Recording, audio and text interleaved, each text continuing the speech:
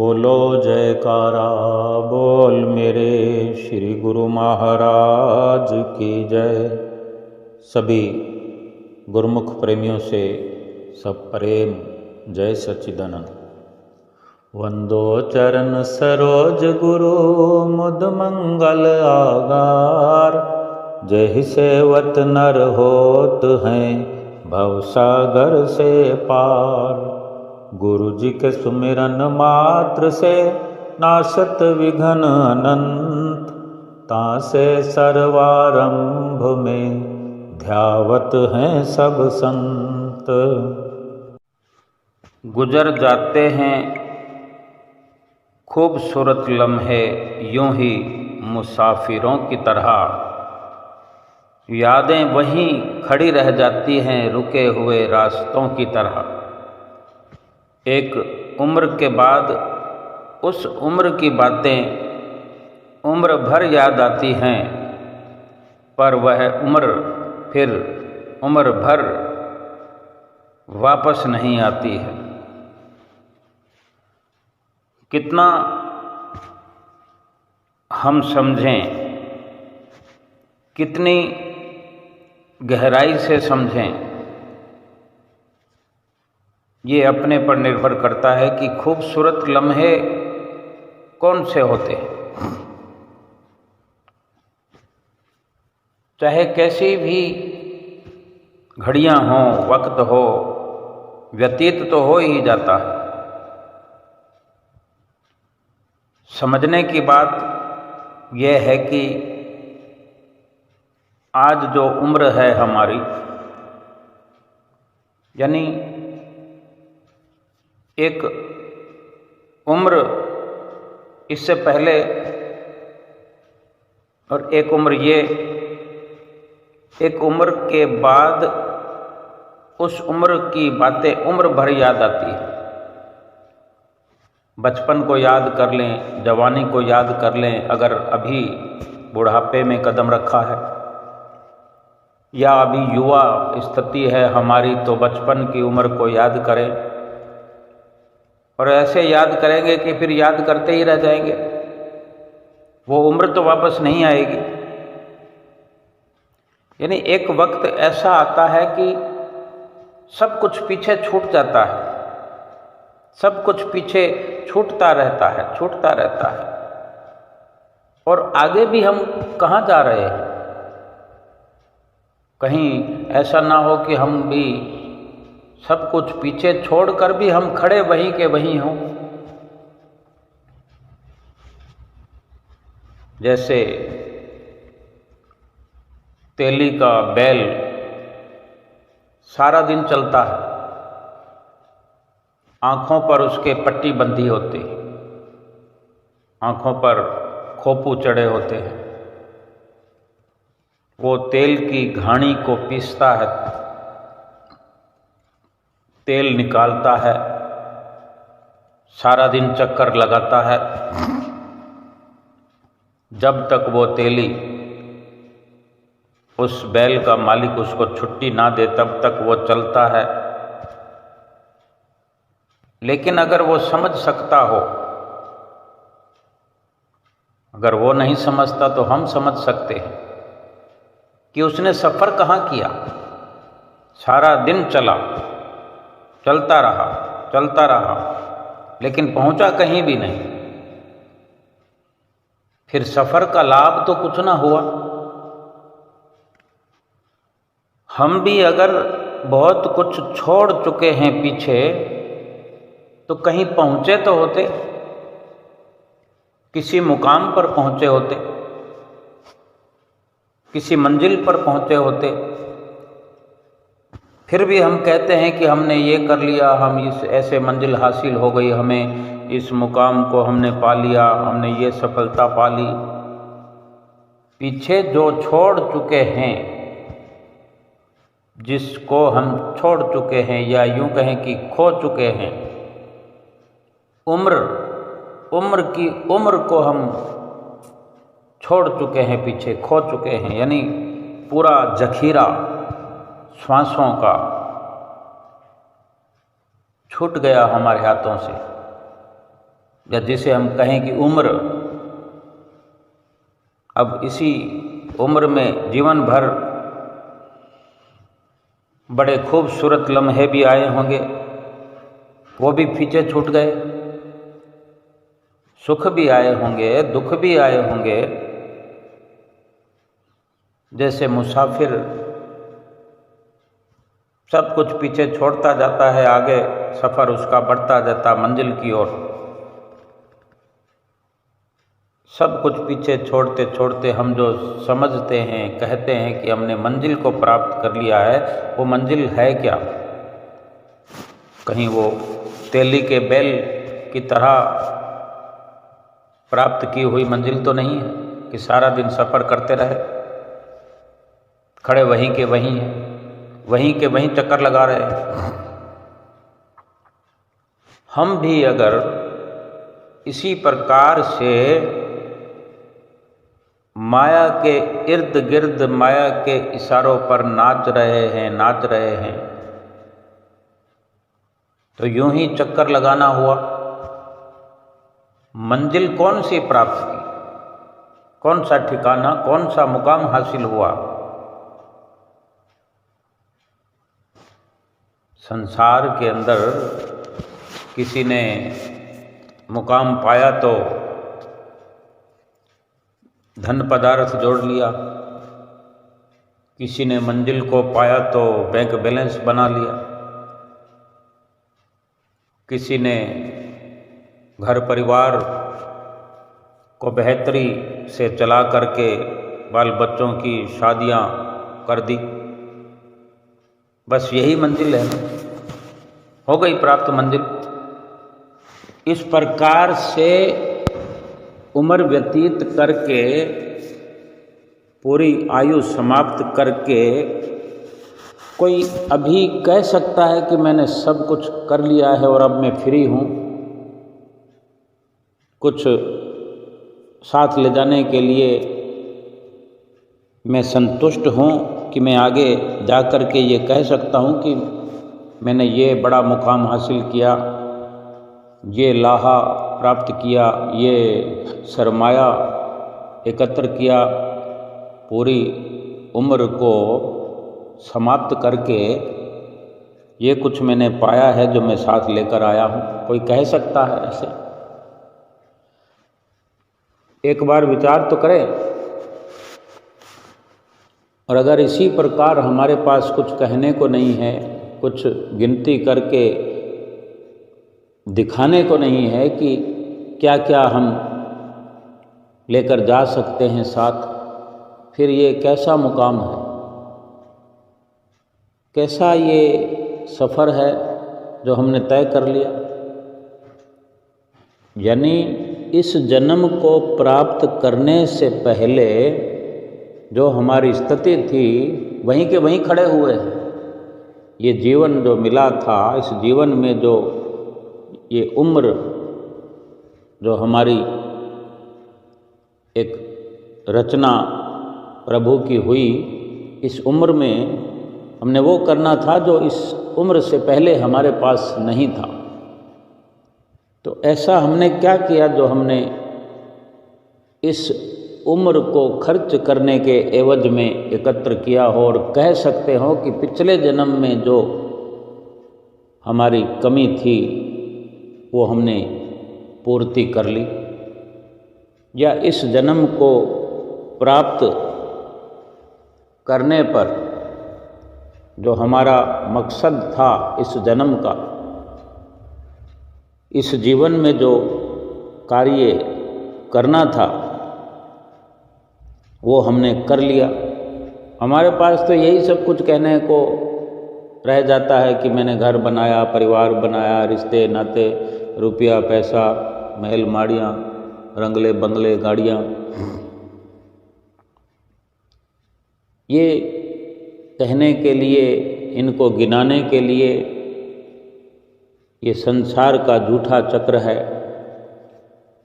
ये संसार जो कि माया की नगरी है और इसी में चक्कर लगाते रहे, माया के इर्द गिर्द चक्कर लगता रहा और फिर ये माया ही हमारे सर मढ़ दी जाएगी, मायावी बन कर रह जाएंगे और माया की नगरी में बार बार जन्मना, बार बार मरना, आना जाना ये लगा हुआ था। पहले भी इस मनुष्य शरीर के पहले यही तो चक्कर पड़ा हुआ था, जीवात्मा को बार बार जन्म रहा था, बार बार मर रहा था।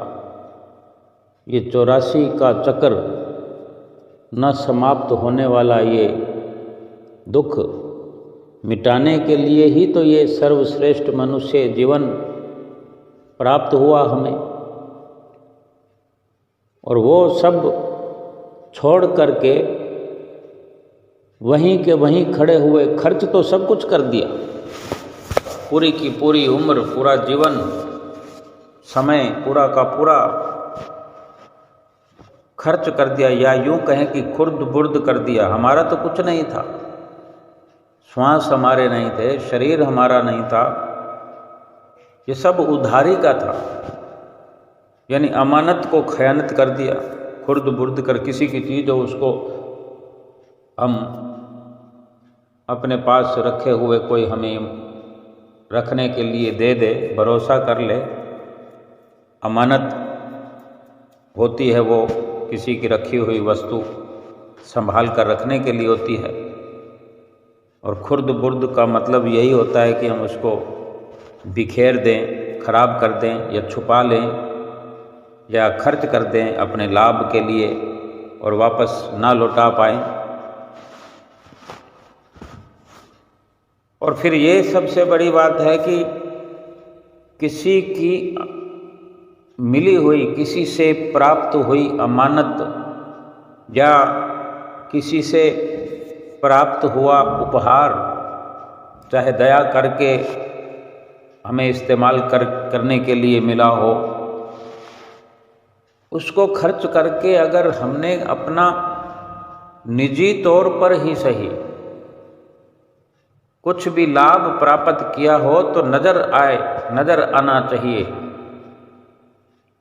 भाव कहने का है कि परमात्मा ने दया की, परमात्मा ने हमें जीवन दिया, परमात्मा ने ये समय दिया। इस जीवन के अंदर कितना खुशहाल समय और श्वास देकर के हमें भेजा। जो जरूरत थी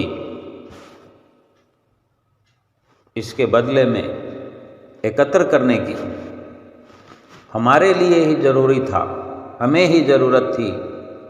दया प्रभु ने की कि चलो तुम्हें अवसर दिया जाता है, और इसीलिए ये मौका जो मिला तो इसीलिए श्वास भी दिए गए, ये अनमोल कीमती शरीर भी दिया गया, वक्त दिया गया। लेकिन हमने अपने लिए इसमें क्या ऐसा बनाया जो प्रभु को, परमात्मा को जाकर बड़ी खुशी से कह सके कि आपकी दी हुई नेमतों को पाकर, आपके दिए हुए उपहार को पाकर, आपकी दया दृष्टि के बदले हमने ये कुछ इस उम्र में, इन श्वासों के बदले इस वक्त में ये सब एकत्र किया और हम लेकर आए हैं। बल्कि कहने की ज़रूरत तो पड़ती नहीं है, कहने की ज़रूरत नहीं पड़ेगी किसी को, क्योंकि परमात्मा वो सच्चा साहूकार है, वो मायावी नहीं है। वहाँ तक पहुँचना भी तभी होगा जब सच्चा सौदा, सच्चा सरमाया अगर हम एकत्र कर पाएंगे इस उम्र में, इस वक्त में, इन श्वासों के एवज में। नहीं तो फिर पहुँचना कैसा? रास्ते में ही हमें किनारे कर दिया जाएगा, 84 लाख योनियों में भेज दिया जाएगा। हमें परमात्मा क्यों देखना पसंद करेंगे? अगर कोई प्रसन्नता वाला काम हम करेंगे तो ये तो है नहीं कि वो सब जानते नहीं हैं, वो तो इस वक्त भी देख रहे हैं कि हम क्या कर रहे हैं। जब से हम यहाँ आए हैं परमात्मा हमें देख रहा है। उसी की निगाहों के सामने हम एक एक श्वास खर्च किए जा रहे हैं। सब उसकी दृष्टि में ही, उसकी नज़र में ही सब कुछ हम करते जा रहे हैं। बेशक हम समझते होंगे, हमें ये भ्रम रहता होगा, लेकिन ये हमारा ही भ्रम है। लेकिन उसकी नज़र में ही सब कुछ हम कर रहे हैं, इसलिए वो हर कार्रवाई हमारी देख रहा है। फिर इसके लिए विशेषकर उसके सामने जाकर फैसला होगा ये जरूरी नहीं है। उसी परमात्मा के दूत हैं, यमदूत हैं, उसी की बनाई इस कायनात में सब कुछ उसी की व्यवस्था है, उसी के कर्मचारी हैं, और फिर सब उसी के इशारे पर सब कुछ मापदंड बना हुआ है। भाई खाते पहले से तैयार हैं, हम जो कर रहे हैं उसी वक्त, उसी पल, उसी घड़ी हर प्रकार का लेखा जोखा छप रहा है। वहाँ परमात्मा के आगे पहुँचने का मतलब तो यही है कि परमात्मा की प्रसन्नता के लिए हमने कुछ किया होगा तो वो भी बही खाते में लिखा जा रहा होगा। अभी का अभी हर पल लिखते लिखते हमारा एक पूरा विवरण तैयार हो जाएगा और समय समाप्ति हमें क्यों नहीं पता होता कि हमारा अंतिम श्वास कौन सा है। ये सारी व्यवस्था परमात्मा ने अपने पास रखी हुई है, उसे तो मालूम होता है। वो भी सब बही खाते में लिखा होता है कि कितने श्वास किस व्यक्ति को दिए गए हैं, और वो श्वास खत्म होते ही सब कुछ यहाँ इस जीवन में मिट जाता है, नामो निशान मिट जाता है। और फिर वो लेखा जोखा जो बही खाते में लिखा होता है वो हमारे सामने आता है। अगर हमने परमात्मा को दिखाने के लिए कुछ किया होता है, परमात्मा की प्रसन्नता के काबिल कुछ होता है हमारा किया हुआ, तो परमात्मा के सामने हम पेश किए जाते हैं। और परमात्मा की प्रसन्नता उस वक्त उजागर ऐसी होती है कि फिर किसी का कोई हस्तक्षेप हो नहीं सकता। और ये सफ़र तभी कहलाता है कि हमने ये सफ़र तय किया कि पिछले जीवन में जो हमारी मांग थी छुटकारा पाने की 84 लाख योनियों से, जो ये बार बार का दुख था, इससे निस्तारा पाने की यही मांग थी, तभी ये अवसर मिला। 84 लाख योनियों की कोई बिसात नहीं है, जितने मर्जी हम जन्म चाहे ले सकते हैं, वो तो अपने आप ही मिलते हैं। केवल मनुष्य जीवन की ये विशेषता है कि ये मनुष्य का जो जीवन है ये यूं ही नहीं मिलता। 84 लाख योनियों में कभी भी कोई भी कैसा भी शरीर मिल जाए,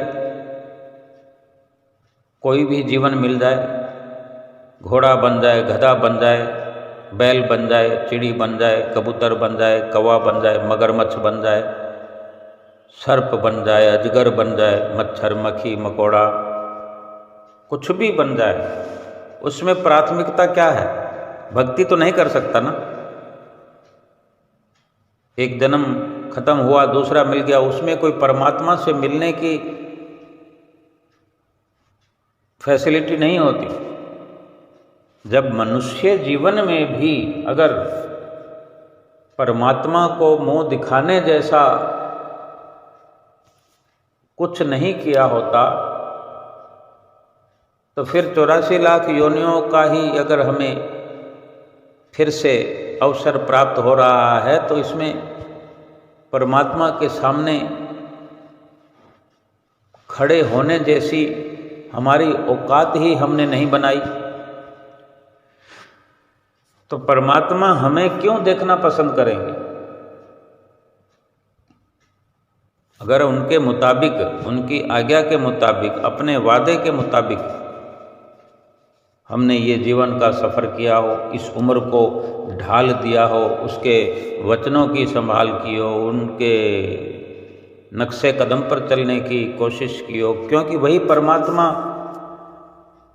इस संसार में सतगुरु के रूप में अवतरित हैं।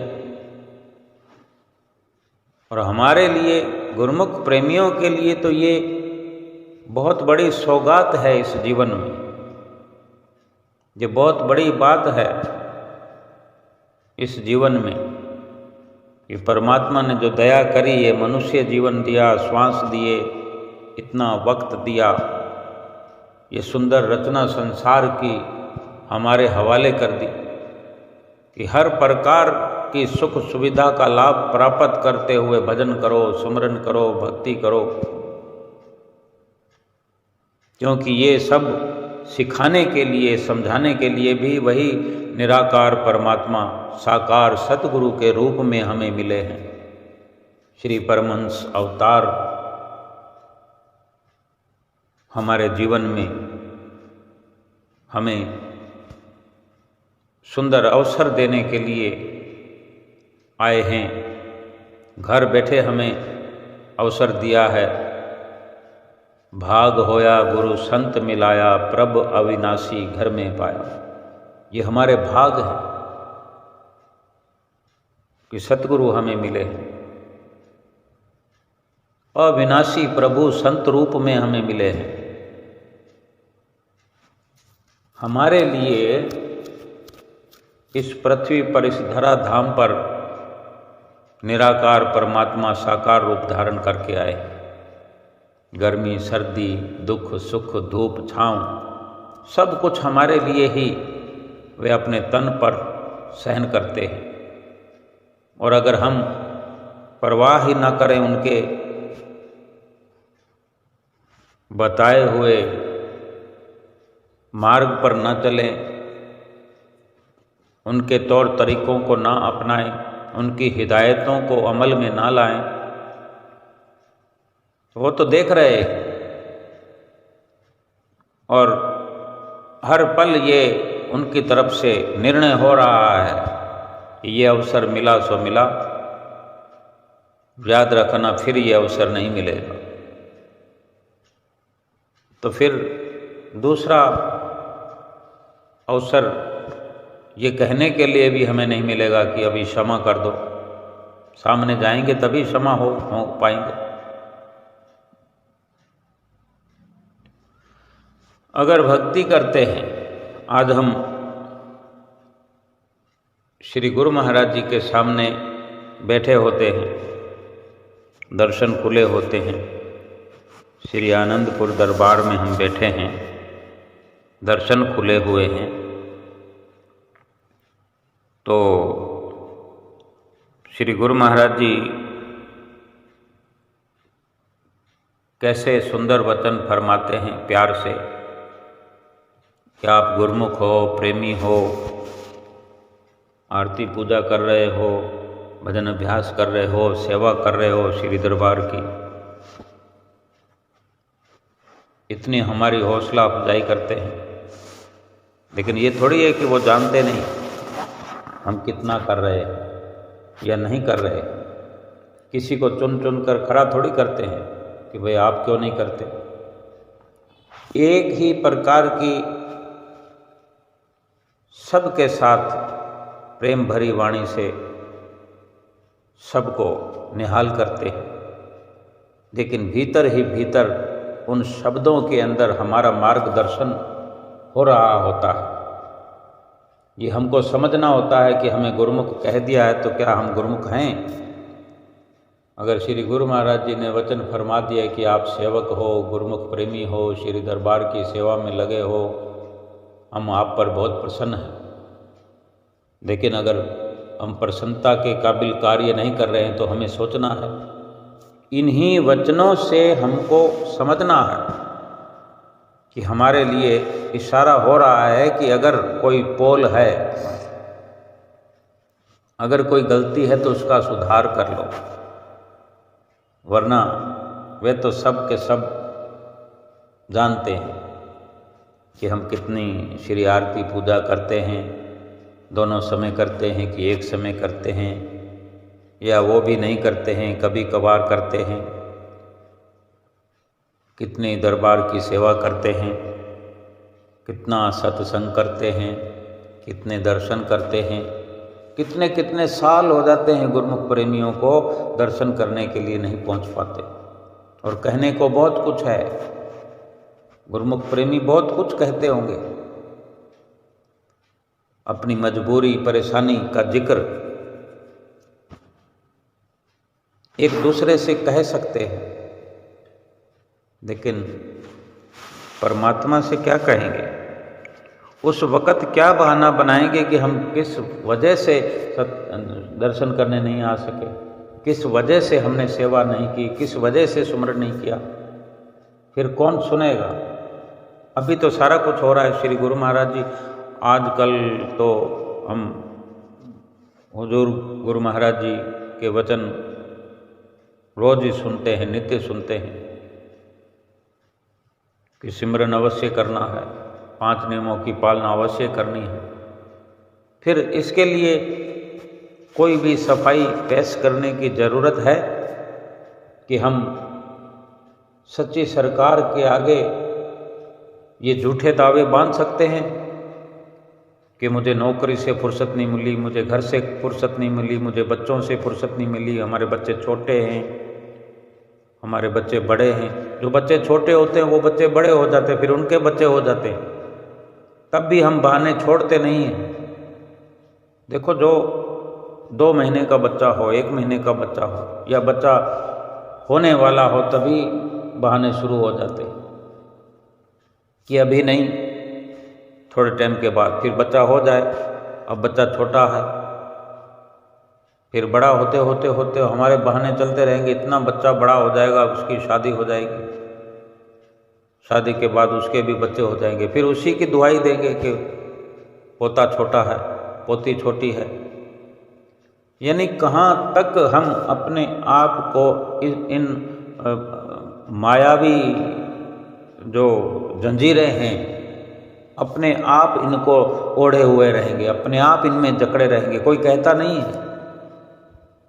कभी ऐसा विचार करके देखें कि हम जिनकी दुहाई दे रहे हैं, क्या वो चाहते हैं कि हम जुड़े रहें? अगर ऐसा विचार करेंगे या थोड़ा सा भी, हल्का सा भी जोर लगाएंगे, प्रयास करेंगे, तो हमें छुट्टी मिल जाएगी। लेकिन हम प्रयास करना चाहते ही नहीं हैं, न सेवा का, न आरती पूजा का, न सत्संग का, न दर्शन का, न सुमरन का। और जो गुरुमुख प्रेमी प्रयास कर रहे हैं, जब देखो दर्शनों में पहुंच जाते हैं, जब तब पहुंचते रहते हैं। श्री दरबार में जाकर के सेवा करते हैं, कोई 2 महीने सेवा कर रहा है, कोई 3 महीने सेवा कर रहा है, कोई 1 महीने नहीं कर रहा। वो सेवा, पूजा, आरती पूजा, दर्शन, सत्संग, सुमरन, ध्यान, इन सब को करने के बहाने ढूंढ लेते हैं, और जिसको नहीं करना है वो नहीं करने के बहाने ढूंढ लेते हैं। अब फैसला हर किसी का अपने हाथों में है, और परमात्मा उसको भी देख रहा है, उसको भी देख रहा है। अगर कोई दर्शनों के लिए जा रहा है, जा सका है, जा सकता है, जाता है, वो सेवा भी कर सकता है। और जो नहीं जा सकता है वो अगर जाना चाहे तो वो भी पहुंच जाएगा। घर का कार्य जो कर सकता है वो सेवा भी कर सकता है। अवसर तो सेवा के लिए मिला। घर का कार्य तो संसारिक व्यवस्था है कि इसको चलाना जैसे तैसे चले, लेकिन बड़े जोरदार तरीके से चलाता है इंसान संसारिक व्यवस्था को। हर बात का बहाना जो प्रभु के रास्ते पर न चलने के लिए जीव बनाता है, उसको बड़ी खूबसूरती से पेश करता है कि क्या घर गृहस्थी में कमी आने दें। लोग क्या कहेंगे कि ऐसा अवसर था और मैं दर्शन करने चला गया, ऐसा अवसर था और मैं दर्शन करने चली गई, घर में इतनी ज़रूरत थी और मैं सेवा के लिए रुक गई। लेकिन कहीं ना कहीं तो हद हो जाएगी। हद नहीं करनी है, फिर हद हो जाएगी कि पूरा जीवन ही यूं ही निकल जाएगा। और फिर ऐसा सोचना पड़ जाए या ऐसी समझ आ जाए कि हाय ये मैंने क्या किया। फिर उस वक़्त क्या होगा? कोई पूछेगा हमें, फिर जो लूटी हुई बाजी है, हारी हुई बाजी है, क्या फिर से कोई चांस देगा कि अपनी बचपन में पीछे चले जाओ, अपनी पिछली उम्र में लौट जाओ? कोई, या फिर जो संसार के लिए जहाँ हमने ज़बरदस्ती घुस करके हम संसार की सेवा कर रहे हैं, संसार के लिए जो अपना व्यक्तित्व, अपनी वास्तविकता, अपनी सच्चाई को कुर्बान कर रहे हैं, झूठी शान पर सच्ची शान कुर्बान कर रहे हैं, झूठी आन के लिए, झूठी शान के लिए। महापुरुषों के वचनों को बलिदान कर रहे हैं। हमने अक्सर देखा होगा हमारे श्री परमहंसों ने क्या किया है हमारे लिए। हमारे पास शब्द भी छोटे पड़ जाएंगे, कुछ कहने को नहीं बनता जो श्री परमहंसों ने हमारे लिए किया है। तो आज हमारे श्री हुजूर गुरु महाराज जी को हम दर्शन तो करते हैं, देखते हैं उनको, लेकिन अब देखें, अब सोचें, इस प्रकार से देखें, इस प्रकार से सोचें, इस प्रकार से दर्शन करते हुए अपने अंदर से अपने लिए सवाल पैदा करें कि ये सब जो हुजूर श्री गुरु महाराज जी हमारे लिए कर रहे हैं, उनको क्या प्रलोभन है, उनको क्या लालच है, उनको क्या मिलने वाला है हमसे, जो इतना वो रात और दिन अथक प्रयास कर रहे हैं। हम ही को मिलने वाला है। माँ बाप जो अपने बच्चों के लिए थक हार करके रोज सोते हैं, आधी अधूरी नींद सो करके फिर सुबह उठते हैं और फिर दिन भर थक हार करके फिर रात को सोते हैं, कि हमारे बच्चे, हमारे बाल बच्चे, बेटी हो बेटा हो, अच्छे से परवरिश हो जाए, अच्छे से पढ़ लिख जाएं, अच्छे से होनहार बन जाएं। कोई डॉक्टर बनाना चाहते हैं अपने बच्चे को, कोई इंजीनियर बनाना चाहता है। कितने माता पिता हैं जो बच्चों की परवाह नहीं करते। लगभग सभी माता पिता अपने बच्चों को काबिल देखना चाहते हैं, इसीलिए थकते हैं। जो भी वस्तु खरीद कर लाते हैं पहले अपने बच्चों को खिलाते हैं, और बच्चों को खिलाते वक्त उनका पेट भर जाता है। ये कुदरती शक्ति है, लेकिन ये सारी व्यवस्था सांसारिक है। ये रचना मायावी है, ये संसार मायावी है, ये सब कुछ झूठा है। तो सोचो, जो सच्ची व्यवस्था है, जहाँ सच्चे माता पिता हैं सतगुरु, वे जो थकते हैं हमारे लिए, हमें खिला करके खुश होते हैं, हमें पहना कर खुश होते हैं, सांसारिक स्तर पर भी हमें खुशहाल देखना चाहते हैं और पारमार्थिक स्तर पर भी, आत्मा के स्तर पर भी हमारा उद्धार करना चाहते हैं। हमारा उद्धार होता देख करके सतगुरु की प्रसन्नता अगर हम महसूस कर पाए, ये बड़े विचार करने की बात है कि जो हमें इन दिनों श्री सतगुरुदेव महाराज जी के नित्य प्रति समय समय पर वचन सुनने को मिला करते हैं। भजन करो, सुमरन करो। जो गुरुमुख प्रेमी भजन सुमरन करते हैं, नित्य नियम करते हैं, यकीनन वो अपनी चित्त वृत्तियों में सतगुरु की प्रसन्नता की झलक देखते हैं। जो चित्त वृत्तियाँ उनकी सुमरन में लगी होती हैं, सतगुरु के ध्यान में लगी होती है, गुरुमुख प्रेमियों के मस्तक पर जो ध्यान सतगुरु से जुड़ा होता है, वहाँ सतगुरु की प्रसन्नता भी नजर आती है। बल्कि शरीर के रोम रोम में सतगुरु की प्रसन्नता की झलक वे गुरुमुख पाते हैं। कोई भी गुरुमुख प्रेमी समझ सकता है इस बात को। जिसने सच्ची सरकार से नेह लगाया है, सच्ची प्रीत उनके चरणों से जोड़ दी है,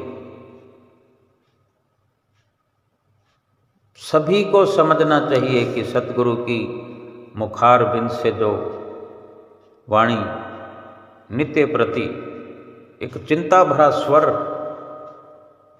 हम सुनते हैं कि सुमरन करो, किसी को छूट नहीं है। अभी थोड़े दिनों पहले श्री प्रयाग धाम में श्री गुरु महाराज जी कृपा फरमाई थी, वहाँ भी इस प्रकार के लहजे में वचन सुने कि कोई भी कोताही ना बरते। जो सुमरन का समय 2 घंटे निर्धारित किया है श्री हुजूर गुरु महाराज जी ने, इसी के बारे में वचन हो रहे थे कि सभी को करना ही है। पहले भी इस प्रकार के लहजे में गुरुमुख प्रेमी सुन चुके हैं, बस समझने की जरूरत है। अगर समझ आ गई फिर कुछ करने कराने की जरूरत नहीं है। और गुरुमुख प्रेमियों की एक ही आवाज़ होती है, वो हर वक्त प्रयास ही करते रहते हैं, कब दर्शन करने जाऊं, सेवा का अवसर पाऊं, मैं कितने दिन सेवा कर पाऊंगा, कितने दिन सेवा कर पाऊंगी, ये मन में विचार चलता रहता है।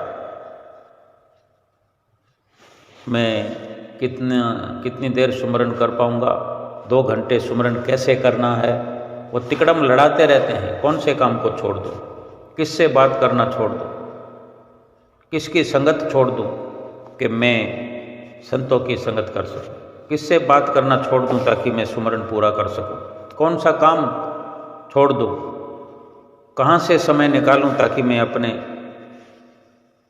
सुमरन में पूरा समय दूं, किससे फ़ोन पर बात करना बंद कर दूं, कहाँ किस जगह जाना कैंसिल कर दूं ताकि मेरे ये 5 नियम पूरे हो जाएं। बहुत से गुरुमुख प्रेमी ऐसे हैं जो सतगुरु के प्रेम में, सतगुरु से जुड़ी प्रीत के कारण कहीं रिश्तेदारियों में भी पूरा नहीं जा सकते। गए तो गए, नहीं तो कोई बात नहीं, चलो श्री दर्शनों पर चलते हैं, चलो सेवा के लिए चलते हैं। और रोजमर्रा का जो जीवन है, गुरुमुख प्रेमी दुकानदार हो, नौकरी पैसा हो, फैक्ट्री वाला हो, कंपनी वाला हो, जब तब उनको देखो वो अपने सतगुरु की नज़दीकी में खड़े पाएंगे, बाहर से भी अंदर से भी। जब तब जो सतगुरु की नज़दीकी में देखे जाएंगे, भला वो अंदर से कैसे कमी होने देंगे। सतगुरु की नज़दीकी जिसको चाहिए बाहर से, तो क्या उसमें त्याग करना नहीं पड़ता? समय खर्च होता है, तन मन धन सब खर्च होता है।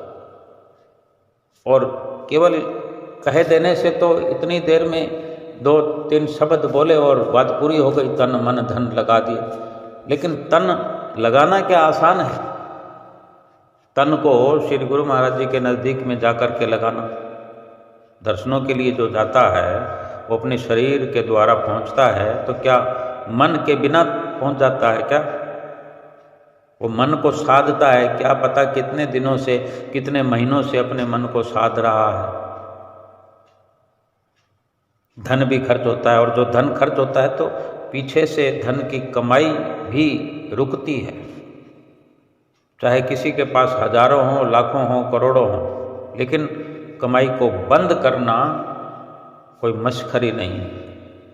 जो साधना करता है, जो अपने मन को साधता है, वास्तव में ऐसे गुरुमुख प्रेमी जो साधना करते हैं, अपने मन को साधते हैं, वो तो हर प्रकार के कपड़ों में साधु हैं। असली साधु का तो मतलब ही यही है जिसने अपने मन को साध लिया,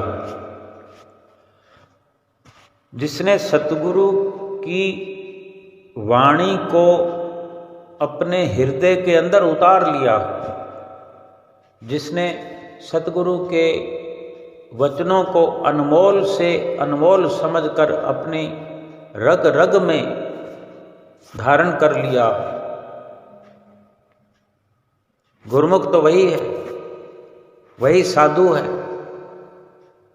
और साधना यही है कि सतगुरु की जो आज्ञा है, जो सतगुरु के वचन हैं, उनको पीठ देना नहीं है, मुख रखनी है सतगुरु की वाणी को, उनके आज्ञा को, उनके वचनों को। बस ये निर्भर करता है हर किसी के अपने ऊपर की कैसे कर पाएगा। 2 घंटे भजन अभ्यास कैसे करना है, हम आज ये हिसाब लगाना शुरू कर दें। कल तक रिजल्ट आना चाहिए। आज शुरुआत करें, कल कोई ना कोई नतीजा आना चाहिए कि हमने कल शुरुआत की थी और आज ये नतीजा आया। हम नहीं करते हैं तो हमें कल जो आने वाला है ये रिजल्ट चाहिए कि हम आज कर रहे हैं। चाहे आरती पूजा हो, सेवा हो, सत्संग हो, सुमरन हो, दर्शन हो, घर बैठे हो, चाहे दरबार में पहुंचकर हो, ये सारी सफलताएं प्राप्त करने के लिए ही परमात्मा ने हम पर इतनी रहमतें की हैं, इतनी दया की है। केवल इंसान बन जाना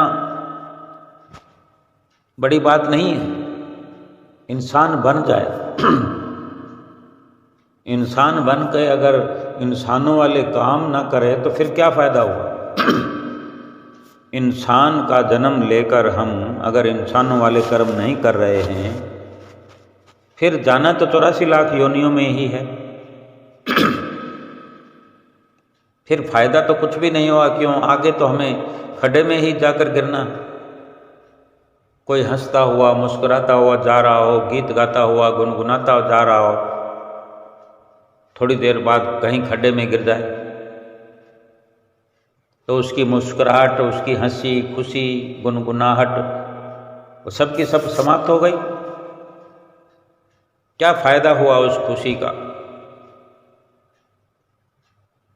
हम इस जीवन में संसारिक स्तर पर, मायावी स्तर पर, झूठे स्तर पर गुनगुना रहे हैं, खिलखिला रहे हैं, मनोरंजन कर रहे हैं, व्यंजन पकवान खा रहे हैं, लेकिन थोड़ी देर बाद, क्योंकि थोड़ी देर का अब क्या पता, अभी श्वास आखिरी चल रहा हो, हम बात कर रहे हैं कि अब तक ये श्वास आखिरी ही चल रहा हो, और गए खड्डे में, भजन बंदगी नहीं की, इबादत नहीं की, तो खड्डे में ही जाना ना। 84 लाख योनियों से बड़ा खड्डा कौन सा है?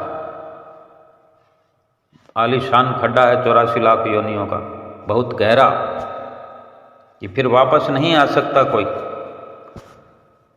अब इस जीवन को हंसते खेलते गुजार लिया और 84 लाख योनियों के खड्डे में चला गया, तो फिर यहाँ हंसी खुशी, खाया पिया पहना, रंगले बंगले, ऐश इशरत, इसका फिर क्या लाभ हुआ? और दूसरी तरफ अगर एक गुरुमुख का जीवन है, हम अगर गुरुमुख बन करके वास्तव में सतगुरु के वचनों की पालना में लगे हुए हैं, या अभी से लग जाते हैं, आज से लग जाते हैं, चलो आज से भी शुरुआत करते हैं। हमें श्री आरती पूजा करने की सुबह लगन है, कोशिश में लगे रहते हैं, सफल हो जाते हैं। सेवा का अवसर प्राप्त करना चाहते हैं, कर लेते हैं। सत्संग, सत्य का संग कर रहे हैं, सत्य पर चल रहे हैं, सत्य की राह को अपनाए हुए हैं। दर्शन करने की लगन लगी रहती है। जब तक नहीं पहुंचते तो घर में बैठकर सतगुरु के सामने दर्शन करते हैं, ध्यान लगाते हैं, सुमरन करते हैं, 2 घंटे भजन अभ्यास करने की कोशिश में हैं और करने लग गए हैं। और संसार में हंसी खुशी ठहाकों में कुछ कमी भी है तो क्या फर्क पड़ता है? खड्डे में तो नहीं गिरेंगे 84 लाख योनियों में। थोड़ा कम हंस लेंगे, मनोरंजन कम कर लेंगे, रिश्तेदारी थोड़ी कम कर लेंगे, रुपया पैसा थोड़ा कम कमा लेंगे, थोड़े कम कपड़े पहन लेंगे, थोड़ा फैशन कम कर लेंगे, थोड़ा ये फ़ोन पे बातें कम कर लेंगे, थोड़ा मिलना मिलाना कम हो जाएगा, तो क्या फ़र्क पड़ जाएगा? हमारा जीवन तो अमर हो जाएगा, जीवन सफल हो जाएगा, मंजिल मकसूद को हम प्राप्त कर लेंगे। सतगुरु की प्रसन्नता यहाँ मिल रही है और आगे परमात्मा हमारे लिए राह देखते होंगे। यकीनन जब सतगुरु यहाँ हमारे साथ हैं तो यही निराकार रूप में परमात्मा ने जिसने हमें भेजा है वो पल पल की खबर रखे हुए हैं, भाई खाता बना हुआ है। तो अंतिम श्वास की इंतज़ार वो इसलिए कर रहे हैं कि कब ये हमारी रूह है जो हमारे पास आएगी।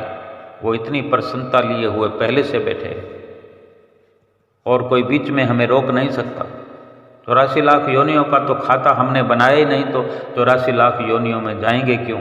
किसकी मजाल है जो सतगुरु की आज्ञा पर चल रहा है, तो किसकी मजाल है जो 84 का नाम भी कोई ले ले। कोई हमारे नज़दीक फटक जाए, कोई यमदूत, कोई यमराज, किसी की औकात नहीं, बिसात नहीं कि सतगुरु का सेवक बन करके सतगुरु के वचनों पर अमल करता है, भजन करता है, 5 नियमों की पालना करता है, उसका बाल बाका ना इस लोक में होता है और ना ही बाद मरने के उसको कोई रोक सकता है परमपिता परमेश्वर से मिलने। सीधा चला जाए बैकुंठ में, पला न पकड़े कोई। जितना है तो कुटुंब से उतना हरि से होय, चला जाए बैकुंठ में, पला न पकड़े कोय।